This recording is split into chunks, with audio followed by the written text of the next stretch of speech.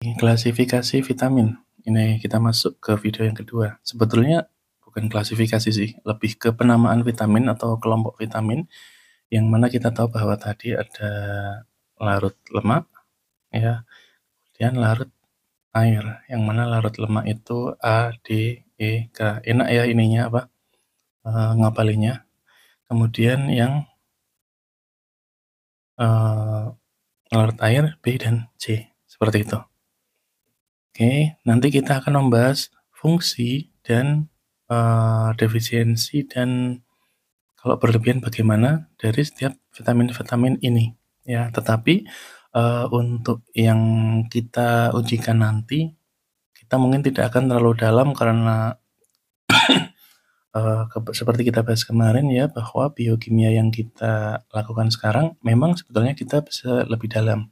Tapi karena banyaknya materi dan sifat ujian yang memang, mayoritas closed book, jadi kalau saya pribadi, tidak akan membuat soal yang kita terlalu dalam, seperti itu. Kecuali kalau memang nanti open book, itu nanti soal yang akan kita berikan itu sedalam mungkin, karena sifat ujiannya adalah open book. Tapi untuk yang ujian-ujian closed book dari saya, maka, konsep-konsepnya saja atau sedikit pengetahuan umum, jadi teman-teman nggak usah khawatir, seperti yang kita bahas kemarin, ya.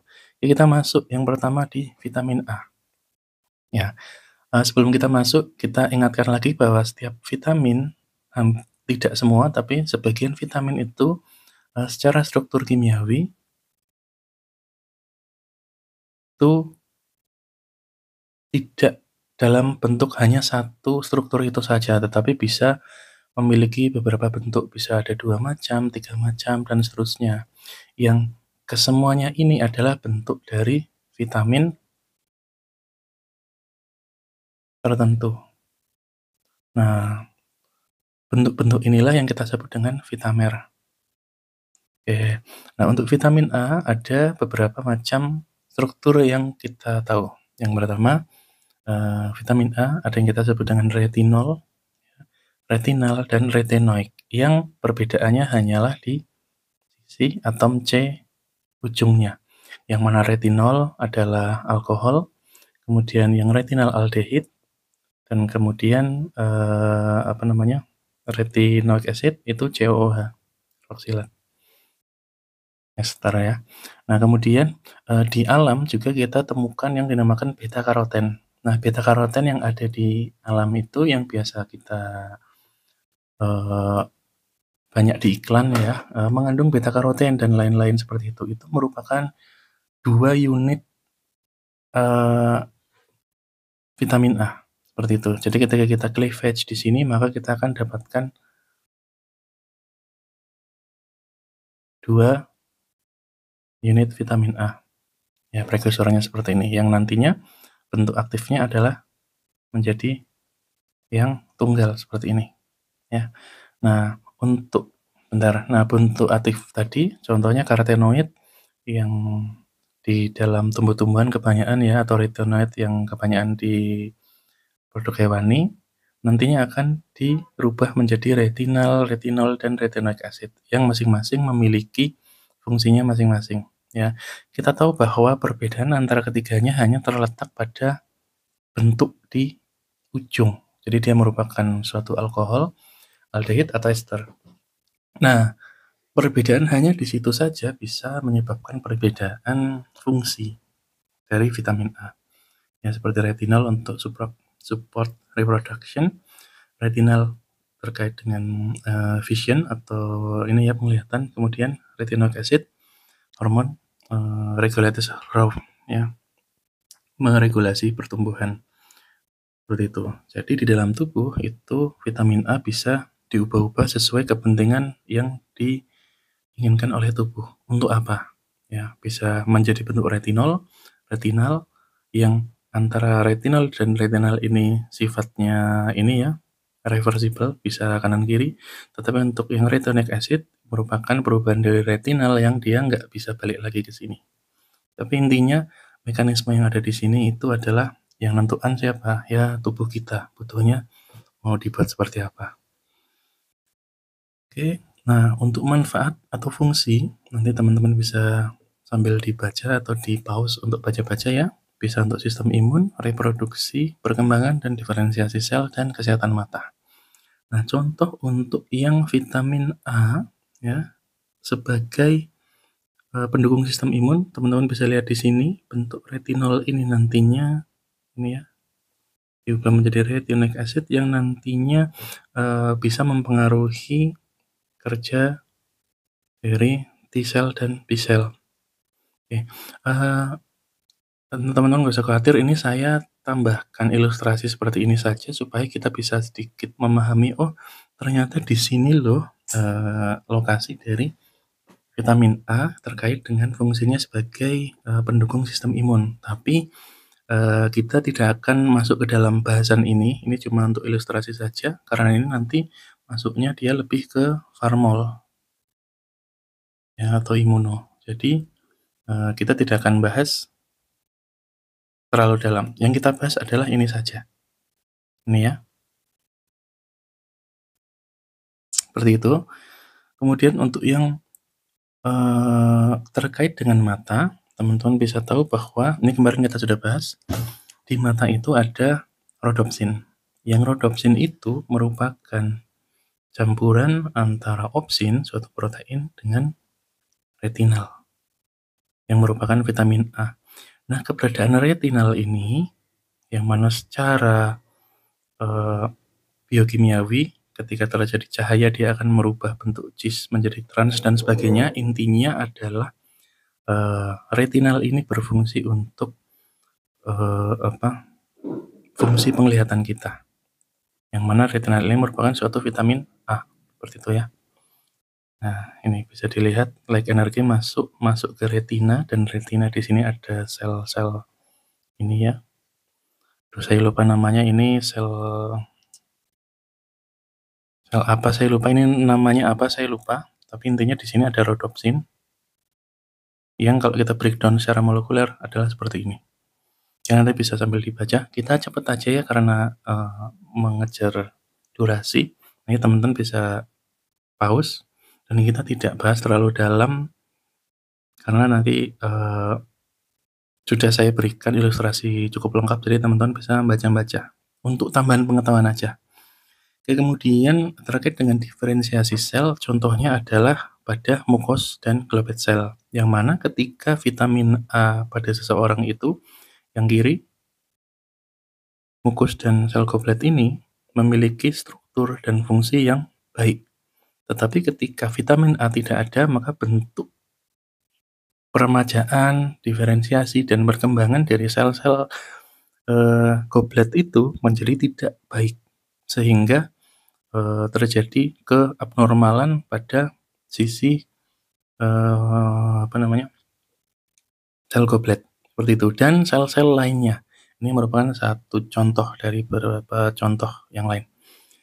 Oke, nah untuk defisiensi ketika vitamin A terlalu rendah dalam tubuh kita, maka kita tahu bahwa tadi untuk sistem imun ya, maka kalau defisiensi pasti jelas sistem imunnya terganggu dan rentan terjadi infeksi. Kemudian bisa night blindness, ini ya, yang ini nanti teman-teman baca yang ini. Intinya night blindness itu apa? Kemudian total blindness bahkan hingga sampai kebutaan. Seperti itu ya. Kemudian ada keratinisasi. Oke, yang mana intinya adalah sel growth dan perkembangan dan diferensiasi sel yang tidak baik menyebabkan fungsi-fungsi sel menjadi tidak baik, sehingga terjadi nanti ujung-ujungnya keratinisasi.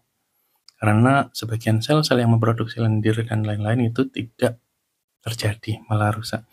Kemudian toksisitas, ya, keratitis, kerusakan tulang hingga gangguan kehamilan. Penjelasannya ada di sini, ya.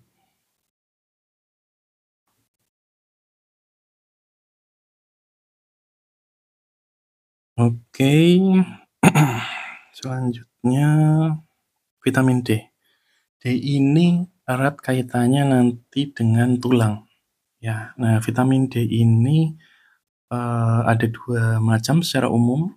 yang kita tahu ada D2 dan D3, tetapi yang paling penting untuk tubuh nanti adalah D3.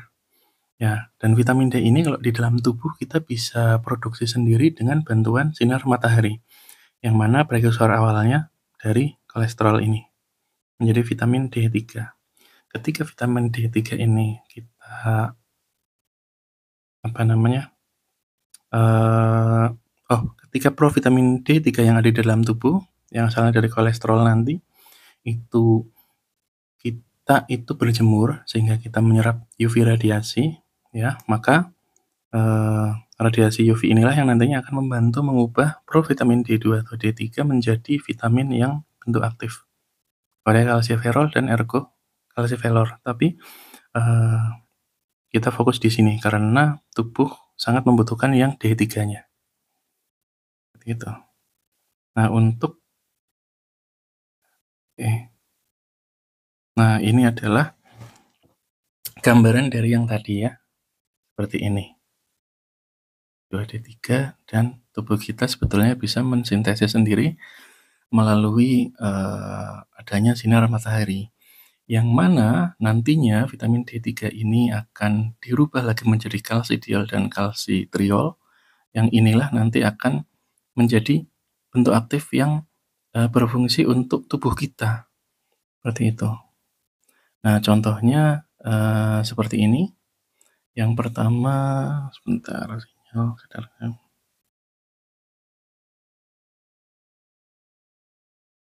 Oke, jadi yang pertama vitamin D, ya itu intinya dia memudahkan kalsium diserap ke tubuh kita. Kalsium ini dengan adanya vitamin D, ya, dia mudah untuk diserap ke peredaran darah dengan cara bantuan hormon PTH ini yang menyebabkan ginjal ini nanti mensekresi vitamin D atau mengubah vitamin D yang inaktif menjadi aktif, yang nantinya ujung-ujung akhirnya adalah kalsium dapat diserap dengan mudah, memediasi penyerapan kalsium, seperti itu. Kemudian selanjutnya, selain untuk absorpsi kalsium, juga teman-teman bisa lihat di sebelah kanan ini. Kita langsung fokus di bawah ya. Intinya adalah kita langsung ke sini saja. Yang ini ya. Jadi untuk kesehatan tulang, untuk perkembangan dan pemeliharaan tulang dan pematangan osteoklas. Kemudian selanjutnya absorpsi kalsium yang ini ya, yang sudah kita bahas di depan tadi. Ini harusnya ini di slide setelah ini, nanti saya pindah aja. Ini ya, absorpsi kalsium. Kemudian selanjutnya untuk keseimbangan fosfor dan kalsium, yang mana keseimbangan ini nantinya akan berfungsi untuk berbagai macam fungsi seperti metabolic function dan neuromuscular function. Itu fungsi dari neuromuskular, saraf dan otot. Kemudian apa yang terjadi ketika vitamin D tidak kita dapatkan dengan baik? Yang pertama riket. Riket ini intinya apa ya? Sebentar, saya lupa. Ini riket itu kalau nggak salah dari istilah tertentu, kalau nggak salah Rosario atau apa, saya lupa. Intinya adalah tulang kita menjadi bentuknya aneh seperti ini. Ini ya, tulang rusuk perlekatannya nggak terbentuk dengan baik. Nah ini asal-usul nama ini saya lupa. Kalau nggak salah Rosario atau apa. Tapi nanti silakan dicek sendiri ya. Tapi ini nggak penting, jadi untuk bahasan aja. Kemudian untuk kaki bagi penderita defisiensi vitamin B juga dia bisa memegok keluar seperti ini. Kemudian selanjutnya kita tahu bahwa vitamin D hubungannya dengan tulang, maka dan absorpsi kalsium, maka kalau kalsiumnya nggak bagus, tulangnya nggak bagus, lama-kelamaan bisa terjadi osteoporosis. Seperti itu ya. Nah, kalau kebanyakan vitamin D, ya sebaliknya, yang kalsiumnya tadinya tidak bagus, maka kalau kebanyakan vitamin D ya, kalsiumnya terlalu banyak yang diserap oleh tubuh, sehingga nanti kalau kelebihan kalsium pun tidak bagus di dalam tubuh. Seperti itu ya, contohnya bisa jadi batu kalsium, batu ginjal yang isinya dari, kalsium yang menumpuk, seperti itu. Dan beberapa macam contoh. Nah, teman-teman bisa baca sendiri. Kemudian A dan D sudah, sekarang kita ke E, yang ini sangat erat kaitannya dengan antioksidan. Ya, nanti boleh silakan di-skip-skip aja, video ini kalau kepanjangan. Intinya adalah kita fokus di, fungsi-fungsinya dan kita sedikit lihat di gambaran dari strukturnya. Oke, vitamin E kita kenal dengan tokoferol dan tokotrienol. Yang membedakan adalah pada yang pertama untuk tokoferol, ya, kita bisa lihat perbedaannya di sini. Terdapat ikatan rangkap dan tidaknya double bond ini. Tokotrienol sebelah sisi sininya dia punya ikatan rangkap dan tokoferol tidak ada ikatan rangkap. Jadi ikatan tunggal. Oke, kemudian di setiap tokoferol dan tokotrienol kita ada penamaan yang berbeda tergantung dari substituen yang terikat di sebelah sisi kiri ini dekat enzim ini ya. Ada R1 dan R2. Nah, ini juga sama R1 dan R2 untuk tokotrienol dan tokoferol. Yang mana kombinasi R1 dan R2 ini menyebabkan dia dinamakan alfa, beta, gamma, dan delta. Yang perbedaannya ada di sini. Kalau alfa berarti yang R1-nya metil, yang R2-nya metil. Seperti ini. Ya. Nah, kalau sininya metil dan sininya metil, kita sebut dia dengan alfa tokoferol. Ya, seperti itu. Dan selanjutnya. Oke, untuk dari kedua ini, yang paling mudah diserap oleh tubuh itu adalah yang tokoferol. Oh, ini nih. Ini ya. Oke. Berarti yang ini. Alfa tokoferol. Oke, untuk ADME dari vitamin E, khususnya kebanyakan adalah apa tokoferol itu sama seperti tadi, disimpan sebagian besar dalam lemak. Pasti sebagian besar disimpannya dalam lemak dan hepar. Nah, kalau sudah mau didistribusikan, maka sebagian disimpan dan sebagian disirkulasikan dalam darah. Seperti itu. Nah, kemudian di selanjutnya nanti kalau sudah didistribusikan dan sudah digunakan, maka tinggal diekskresikan melalui bisa ginjal, ya, karena mengalami proses metabolisme. Ya, metabolisme biasanya dia akan semakin polar yang bisa dikeluarkan lewat ginjal, seperti itu.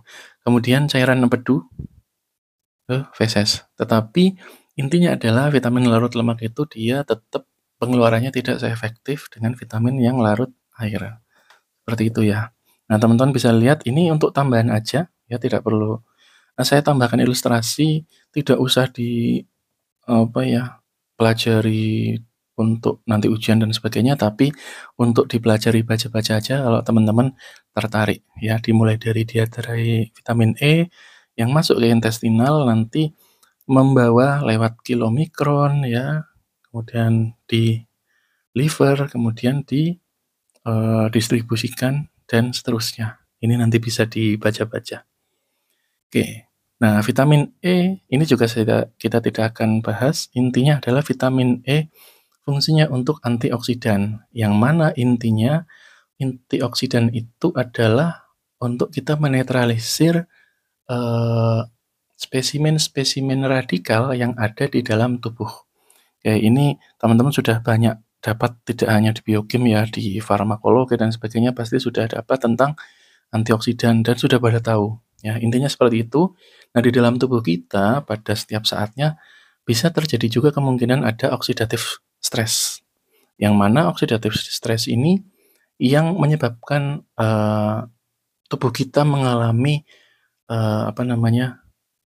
ada radikal bebas di dalam tubuh kita banyak atau tidak.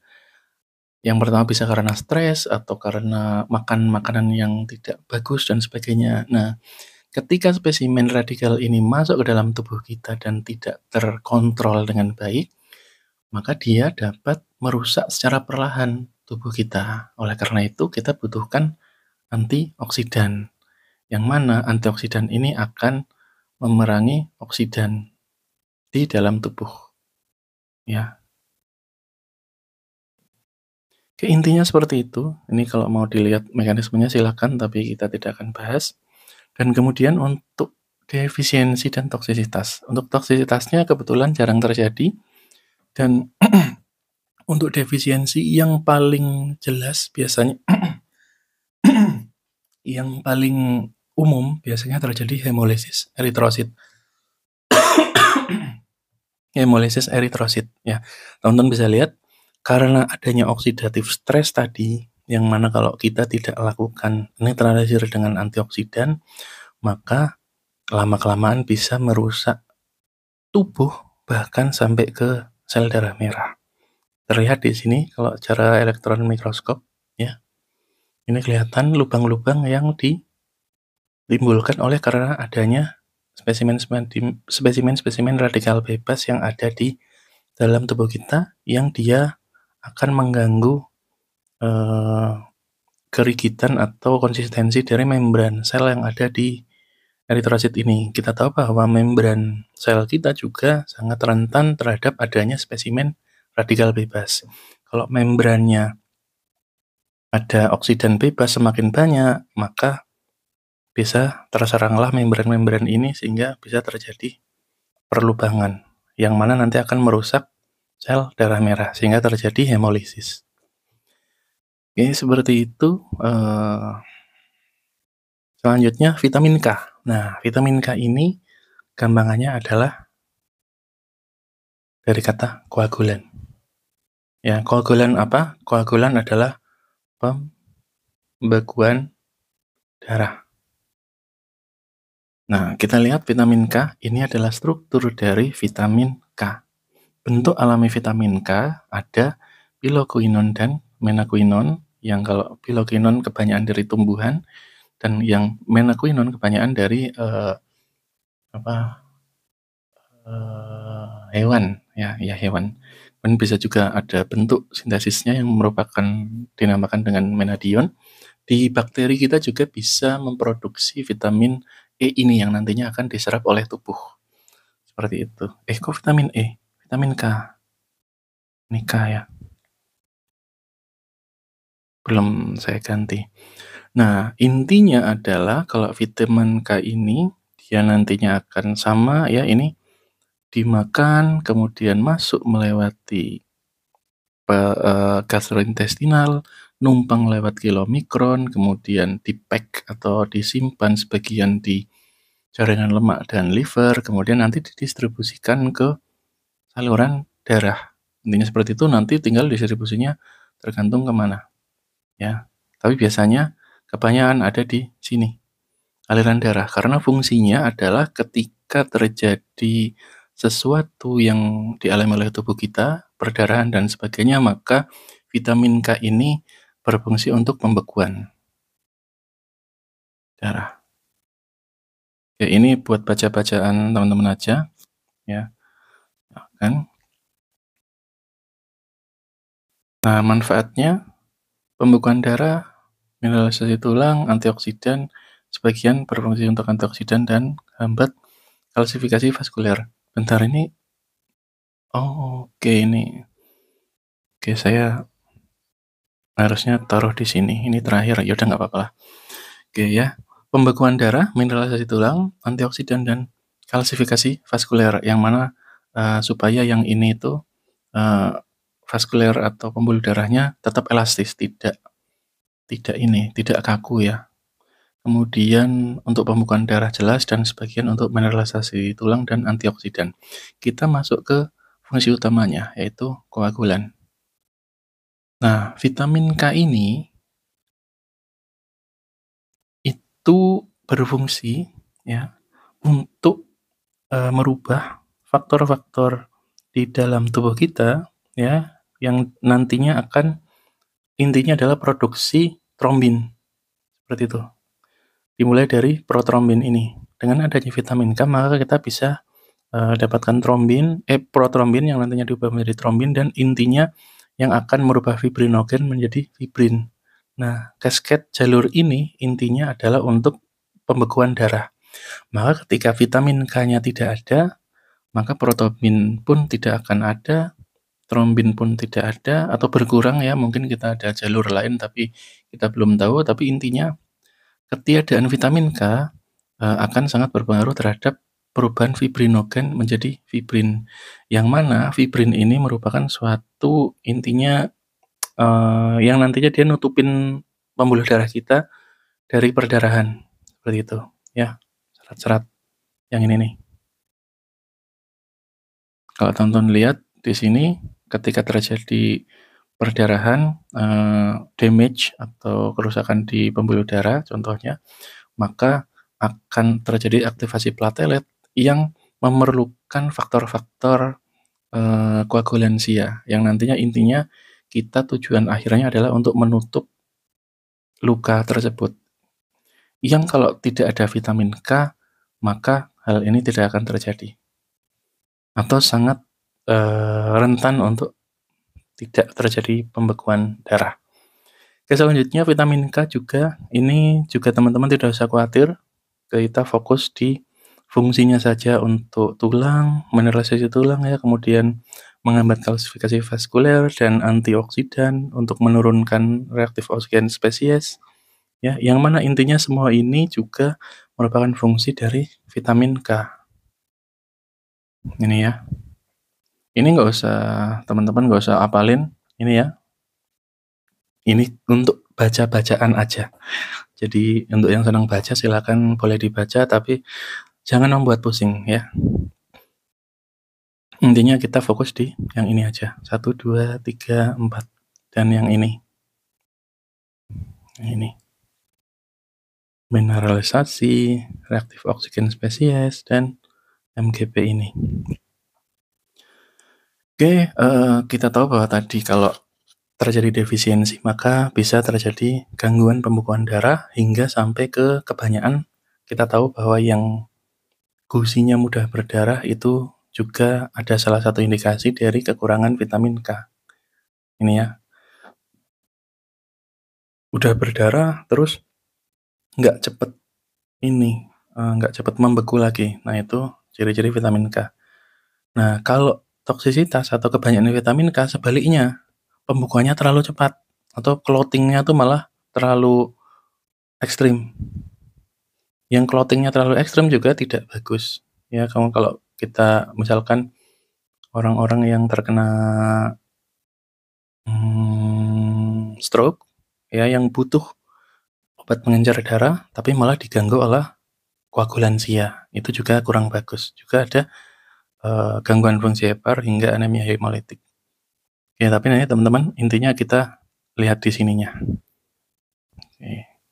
Kemudian vitamin B. Nah, sekarang kita masuk ke vitamin yang larut air. Nah, vitamin B ini sebetulnya ada banyak, tapi kita akan batasi pembahasan menjadi 2. Yang pertama metabolisme energi, yang kedua adalah sel darah merah, pembentukan sel darah merah. Oke. Nah, vitamin B ini sebetulnya fungsinya banyak, tidak terbatas dari metabolisme tadi. Bisa untuk produksi energi, sintesis protein, untuk saraf, untuk sel darah merah, dan dia juga merupakan suatu koenzim dari enzim-enzim yang dibutuhkan untuk proses metabolisme energi. Ya. Nah, maksudnya koenzim seperti apa? Contohnya adalah teman-teman bisa lihat gambar yang ini. Ya, ketika ada suatu senyawa A, B, dan CD, ya, kemudian ada enzim nih. Nah, nih ya, yang atas dan bawah itu enzim. Maka bahasa yang terjadi di aspek biologi molekuler dan biokimiawi tubuh kita itu, cara berkomunikasinya bukanlah dengan cara, saya minta tolong dong, ya, bahasa yang kita gunakan di aspek molekuler tidak seperti itu. Tapi bahasa atau language language yang kita gunakan di aspek molekuler adalah pattern atau bentuk. Nah, inilah yang mendasari berbagai macam rangkaian reaksi-reaksi biokimiawi dalam tubuh. Kita lihat bahwa bentuk dari suatu enzim yang sisi aktifnya ini dia tidak cocok dengan substrat yang atau senyawa A, B, dan C, D. Maka kita memerlukan suatu koenzim yang mana membantu memfasilitasi istilahnya kayak, "Ini saya tolong kenalin dong," minta tolong temennya. Nah, temennya itu si koenzim ini. Ya, jadi akhirnya CD ini bisa pattern-nya masuk ke enzim tersebut, dibantu oleh koenzim. Nah, koenzim-koenzim ini itu banyak sekali kita temukan merupakan vitamin B kompleks, seperti itu. Ini juga A dan B. Kalau A dan B masuk ke active site ini, dia tidak akan cocok karena bentuknya berbeda. Tapi kalau sudah ada koenzim, maka koenzim inilah yang memfasilitasi bentuk-bentuk yang sesuai dengan substrat. Ya, ibaratkan kalau main bola tuh ini Sintayong, ya. Nah, ya. Terus si substrat ini tuh pemain timnas, ya. Kan lagi booming ya. Nah, ini translator. Kalau nggak ada translator, komunikasinya nggak akan berjalan karena Sintayong pun kesulitan untuk berbahasa untuk menjalin komunikasi. Ya intinya seperti itulah ya. Nah, disitulah peran koenzim sehingga keberadaan koenzim menyebabkan terjadinya produk-produk baru. Begitu. Nih ya. Oke, intinya untuk koenzim seperti itu. Dan teman-teman ini sudah dapat berdasar dengan Bu Arsinah juga bahwa ada metabolisme energi yang kita tahu berasal dari karbohidrat, ya, CXHY, kemudian ada fat atau lipid, dan ada amino asid atau protein. Yang mana ketiga makronutrien ini memiliki hubungan yang berkaitan terkait dengan metabolisme energi. Intinya terdapat serangkaian proses biokimiawi di sini, ya, seperti ini, yang nantinya akhirnya adalah menghasilkan energi. Nah, di manakah letak fungsi dari vitamin B kompleks ya? Ternyata vitamin B kompleks ini ada di sini. PLP, PLP, B12, NAD, PLP, PLP banyak ini ya. CoA, asetil yang CoA-nya ini ya, CoA, FAD, NAD. Nah, ini itu sebetulnya vitamin B yang terikat dengan yang berfungsi sebagai koenzim dengan enzim-enzim tertentu. Nanti kita breakdown strukturnya. Ya, tapi intinya kita lihat bahwa di sini vitamin B berperan untuk metabolisme energi yang berfungsi di siklosa asam sitrat, ya, kemudian elektron transport ini yang nantinya intinya menghasilkan energi, ya, seperti itu, yang dimediasi oleh berbagai bentuk koenzim dari vitamin B. Ini ya. Oke, kita lihat yang pertama adalah vitamin B1. Ini adalah struktur molekul dari vitamin B1 tiamin, dan ini adalah struktur koenzim yang B1 terikat dengan fosfat yang dinamakan dengan TPP, ya. Nah, inilah yang nanti berfungsi sebagai koenzim. Yang mana kita lihat TPP ya. TPP itu ada di sebentar, kita cari. Nah, ini TPP ya. Tuh, teman-teman lihat. Nih, TPP. Oke. Bentar, ini. Oke. Nah, untuk defisiensi dan toksisitas, kalau vitamin B1, kalau defisiensinya biasanya terjadi beri-beri, kalau kekurangan. Ya, kita cepat aja, nanti teman-teman bisa baca sendiri. Kemudian B2, riboflavin, teman-teman juga harus hafalkan sinonimnya ya. Riboflavin ini ya bisa terikat dalam bentuk fosfat ini atau dalam bentuk FAD. riboflavinnya yang ini, ya, kemudian ada pirofosfat, ada ribosa di sini, ada adenin yang panjang. Nah, FAD dan FADH2 ini merupakan suatu koenzim. FMN juga koenzim, kita lihat ya, FAD di mana? FAD kita lihat ada di nih, lihat kanan ini ya. FAD ada di sini, merubah dari fat lemak menjadi bentuk asetil-CoA. CoA ini juga merupakan koenzim dari apa? Nanti kita lihat. Nah, ini FAD juga ada di elektron transport. Oke, ya intinya seperti itu. Nanti teman-teman silakan bandingkan ya, lihat antara koenzim-koenzim yang ada, kemudian lihat di sininya. Silakan cek di sini ya. Oke.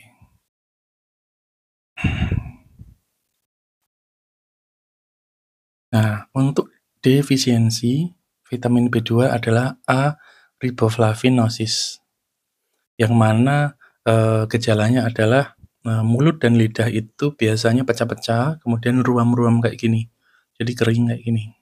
Ya, ini salah satu gejala defisiensi vitamin B2 atau riboflavin. Vitamin B3 yang dinamakan dengan nicotinic acid atau nicotinamide dengan koenzimnya merupakan NAD+ dan ADP+, yang mana di situ ada nicotinamide yang terikat dengan ribos, ini ya, pirofosfat, ribos lagi, dan adenin. Nah, satu komplek ini nanti kita gunakan di metabolisme energi. Nanti silakan cek sendiri ya. Oke. Nah, kemudian untuk defisiensi niacin ini atau vitamin B3 itu biasanya pellagra. Pellagra ini intinya adalah ada kaitannya dengan yang paling mudah bisa kita lihat adalah pada kulit. Ya, teman-teman bisa lihat ini beliau yang terkena pellagra kulitnya seperti ini, bahkan sampai ke kaki, kakinya seperti ini ya, terjadi dermatitis atau inflamasi. Nah, ketika kita terapi dengan niacin, maka ruam-ruam atau inflamasi pada kulit menjadi sembuh. Nah, kemudian ada gejala-gejala lain seperti diare dan apetit yang berkurang. Kemudian kalau terlalu banyak, maka tubuh kita bisa mengeluarkan vitamin B3, tapi kadang ya terjadi ini dulu, kemerahan dan panas pada kulit dulu. Walaupun nggak lama, paling 1-2 jam, nah itu nanti niacin akan dikeluarkan dari dalam tubuh. Dan B5, nah ini merupakan bagian paling sentral dari metabolisme energi tadi, asam pantotenat, ya, yang merupakan membentuk koenzim A, CoA. Kalau teman-teman lihat nanti silakan dilihat ya, ada yang kita sebut dengan asetil CoA, atau CoA itu sendiri pun banyak di dalam tubuh. Nah, CoA ini merupakan gabungan antara, teman-teman bisa lihat nih, pantotenatnya tuh ada di sini. Nih ya, yang terikat dengan senyawa-senyawa lain seperti fosfat ini ya, kemudian senyawa-senyawa yang lain. Nah, B5-nya ada di sini. Seperti itu. Ya. Selanjutnya, ini saya tambahkan ya. Nah, ini asetil CoA. Yang CoA-nya itu merupakan terdiri dari B5. CoA juga ada di sini, ya. Oke. Kemudian B6 piridoksin. Ya, piridoksin ada beberapa macam vitamer, piridoksin, piridoksal, dan piridoksamin. Yang membedakan hanyalah ada di bagian sisi atom C di sini. Yang terikat pada amin, maka dia disebut dengan amin ya. Kemudian ini ada karbonil dan ini alkohol. Ya. Yang mana bentuk koenzimnya adalah PLP, piridoksal fosfat. Nah, piridoksal fosfat ini itu bentar.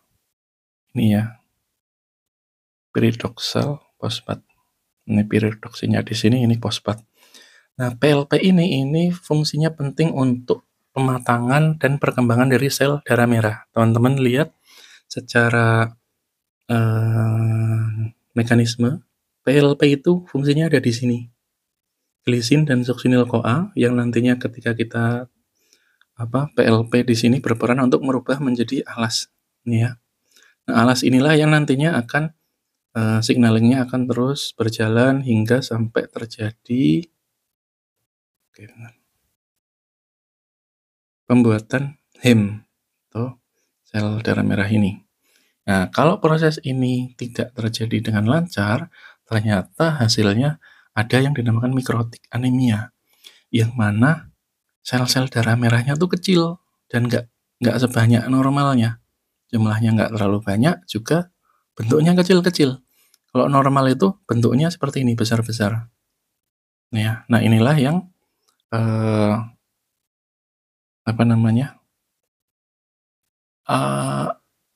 utamanya ketika terjadi defisiensi pada piridoksin. Oke, ada dermatitis juga dan toksisitasnya ini tidak kita bahas. Nanti teman-teman bisa baca sendiri juga. Tapi kita fokus di sini. Yang paling penting ya. Kemudian vitamin B7, biotin. Ya, biotin ini kalau di metabolisme dia bentuknya langsung biotin, tidak dalam bentuk koenzim ya. Kita lihat bentar. Nah, ini ya. Biotin ada di sini. Ini juga biotin ada di sini ya.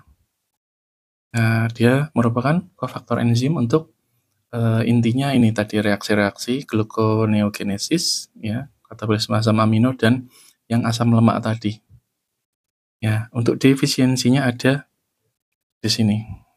Bisa hair loss, dermatitis dan banyak ya lack of coordination yang mana intinya semua ini disebabkan karena lack of energy metabolism.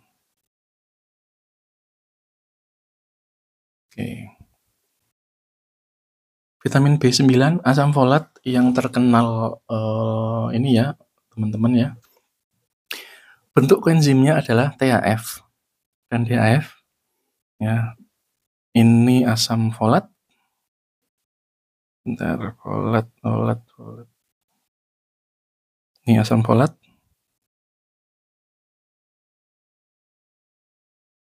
Kemudian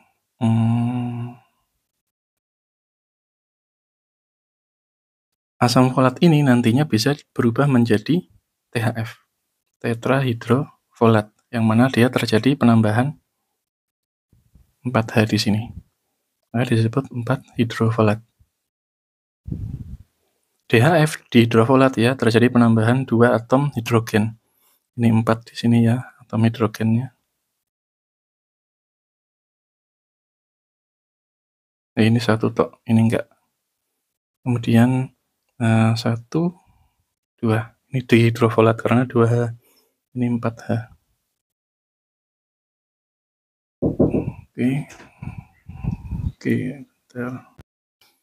Oke, maaf tadi ada faktor teknis lagi ya. Saya dijeda karena ada yang ini datang. Kita lanjut tadi.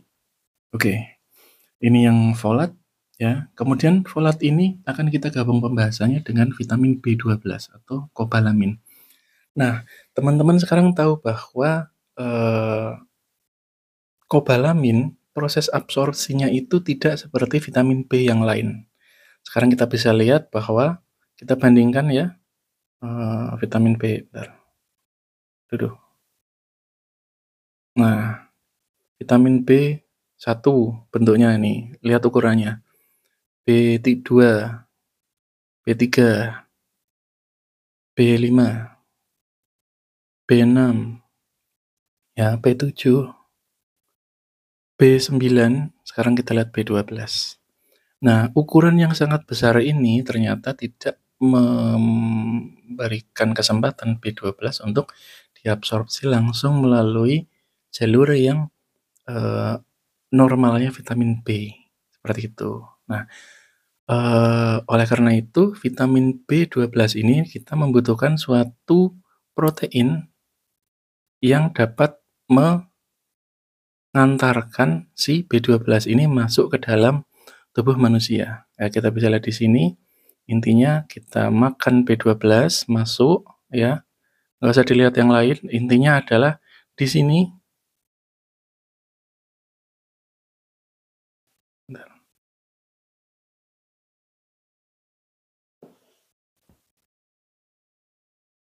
oke, di sini B12 harus terikat dulu dengan interaction factor ya, sehingga B12 ini nantinya bisa masuk ke dalam sel mukosa dari usus halus ya. Nah, ini B12 nanti dia akan pisah lagi dengan IF, intinya diantar lah ya sama IF, kemudian dijemput lagi sama ada protein yang dinamakan transkobalamin, yang mana nanti dia akan mengantar B12 ini masuk ke sirkulasi sentral di sini, tadi saluran darah, seperti itu. Ya, jadi kalau yang vitamin-vitamin lain dia bisa langsung masuk ke sini, masuk, tapi khusus untuk B12 dia membutuhkan interaction factor dan transkobalamin. Nah, perbedaannya adalah di situ. Kenapa? Karena kalau kita lihat, strukturnya yang sangat besar.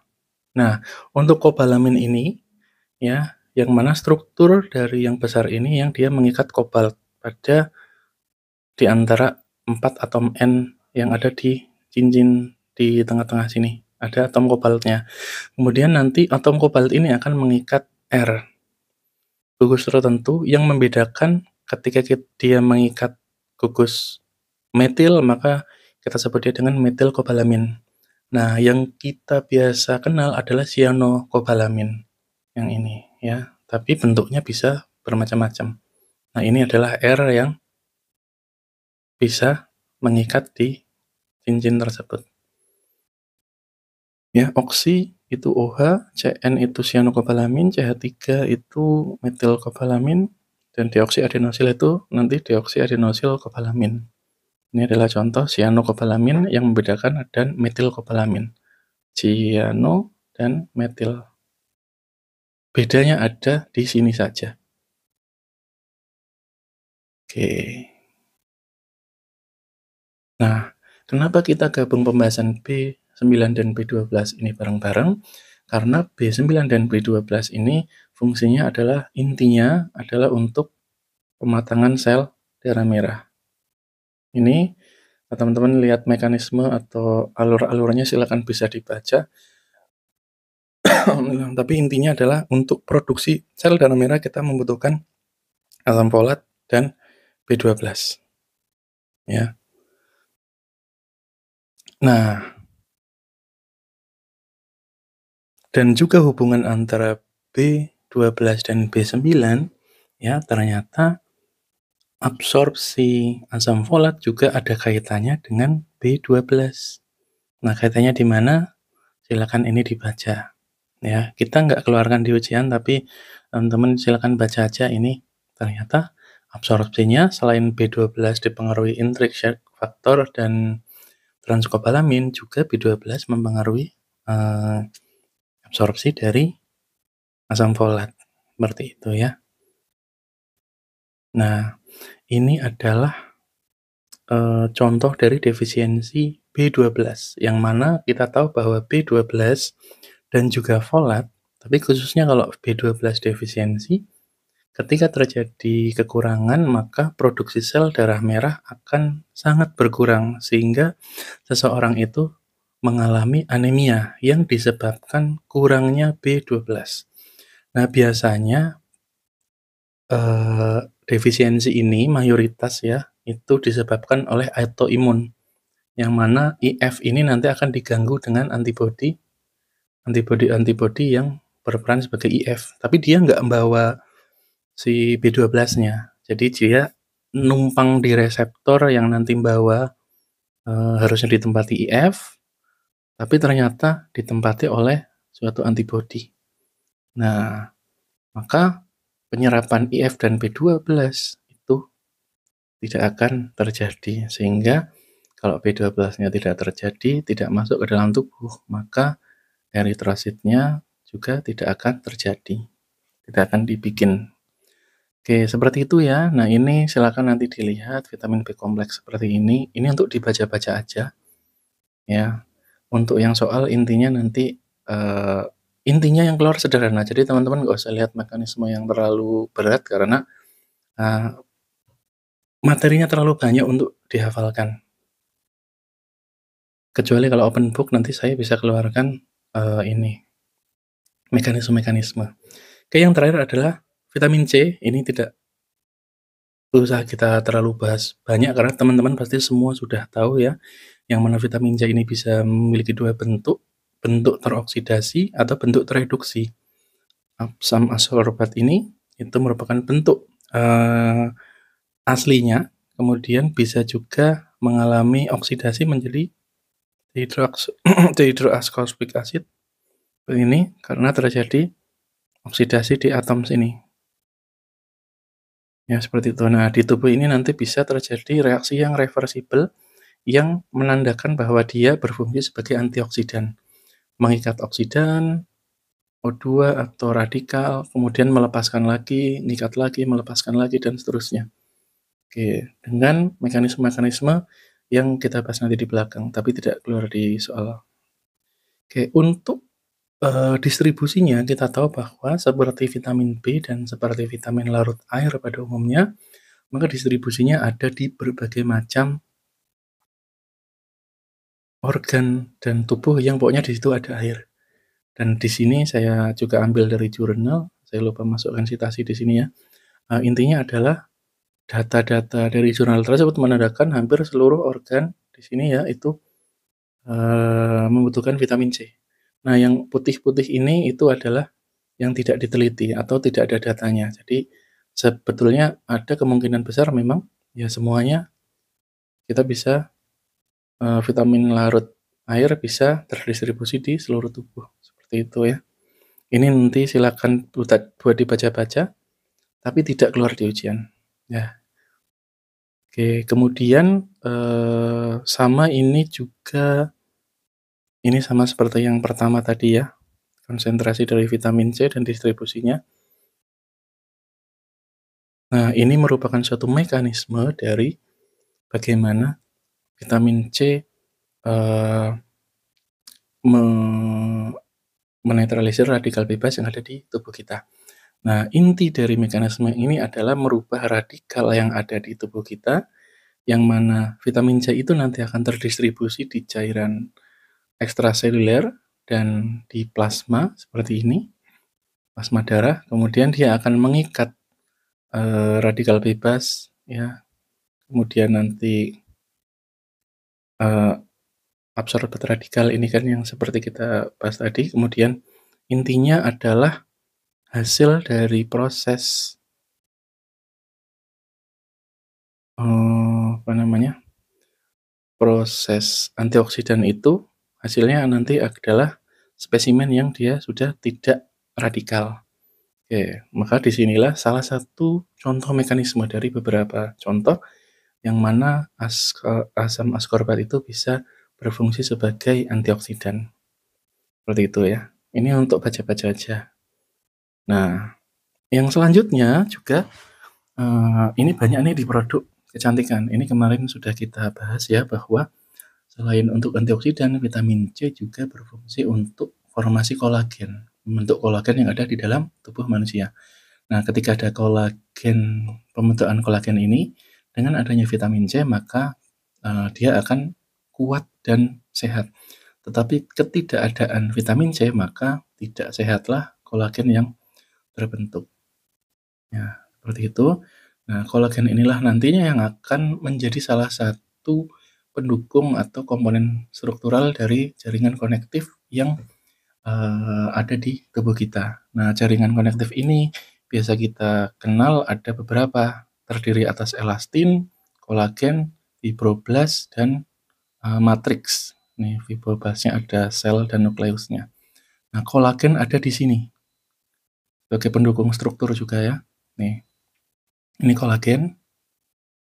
Nah, ini kolagen ini. Ya, silakan dilihat. Yang mana ketika kolagen dan yang lain pun nanti akan berkurang, tidak terproduksi dengan baik, maka nanti akan berpengaruh terhadap kulit kita. Terlihat dari umur, ya, kalau umurnya semakin tua, terjadi pengurangan tidak hanya kolagen di sini ya, kolagen, elastin, dan fibroblast. Tapi kolagen ini yang mendukung struktur dari jaringan konektif ini, nantinya ketika semakin sedikit, ya nanti akan timbul ketidaktegasan dari jaringan konektif. Seperti itu yang menimbulkan adanya keriput. Nah, kalau semakin vitamin C-nya tidak ada, ya walaupun usia di sini pun kita bisa mengalami jaringan konektif yang tidak sehat. Sehingga disitulah fungsi dari vitamin C selain antioksidan juga berfungsi untuk kolagen. Nah, ini adalah salah satu contoh defisiensi yang mana kita tahu bahwa vitamin C juga berfungsi untuk kesehatan jaringan kolagen tadi dan jaringan konektif ya. Maka ketiadaannya juga bisa mempengaruhi integritas dari berbagai macam jaringan konektif, termasuk ada juga yang di pembuluh darah. Maka scurvy ini tanda-tanda awalnya bisa kelelahan ya, kemudian selain tadi vitamin yang gusi berdarah K ya, maka juga bisa disebabkan oleh karena vitamin C, defisiensi vitamin C. Kemudian tahap ketiganya bisa sampai anemia dan tahap keempatnya bisa sampai high fever atau demam yang tinggi. Nah, ini adalah contoh-contoh gejala-gejala yang dialami oleh orang yang terkena defisiensi vitamin C. Bagian kulitnya ini di sini terjadi mikro lesi perdarahan karena pembuluh darah yang tidak tidak gegas, spontaneous bleeding ya. Nih kelihatan. Kayaknya ini udah. Selanjutnya kalau tadi terlalu kurang, sekarang terlalu tinggi. Walaupun tidak terjadi di semua orang dan kejadiannya mungkin tidak banyak, tetapi kalau untuk teman-teman yang rawan kena batu ginjal, asam askorbat ini bisa meningkatkan asam oksalat di serum tubuh kita. Ya, konsumsi semakin banyak asam askorbat ini ya, maka dia bisa meningkatkan asam oksalat yang ada di tubuh kita. Nah, asam oksalat ini nantinya juga disekresi melalui ginjal. Ketika terjadi peningkatan dan penumpukan yang lama, maka bisa terjadi kristal oksalat di ginjal yang menyebabkan adanya batu ginjal dari kristal oksalat. Nah, itu yang kekurangan juga nggak bagus, yang berlebihan juga nggak bagus. Apalagi ada riwayat atau keluarganya punya riwayat batu ginjal ya. Ya mungkin cukup sekian. Ini 1 jam ya. Oke, intinya adalah silakan teman-teman pelajari, baca-baca saja, tapi yang saya keluarkan itu tidak akan dalam sampai ke mekanisme. Karena sifat ujian yang closed book, maka cukup sulit dan kasihan teman-teman kalau menghafal terlalu banyak. Yang padahal ini kita juga bisa searching sendiri tanpa harus dihafal. Ya. Dan yang akan keluar adalah atau fokus utama pembahasan kita adalah yang ini. Ini ya, beserta sinonim dari setiap vitamin. Dan juga ini. Oke, intinya teman-teman lihat ini ya, dan kita masih di luaran saja, tidak sampai dalam mekanisme, maka itu adalah yang sebetulnya harus kita pelajari dulu. Baru nanti kalau sudah masuk, sudah enak, maka kita bisa belajar tentang mekanisme molekulernya. Oke, mungkin dari saya cukup sekian, kurang lebihnya saya mohon maaf. Terima kasih atas perhatiannya. Assalamualaikum warahmatullahi wabarakatuh.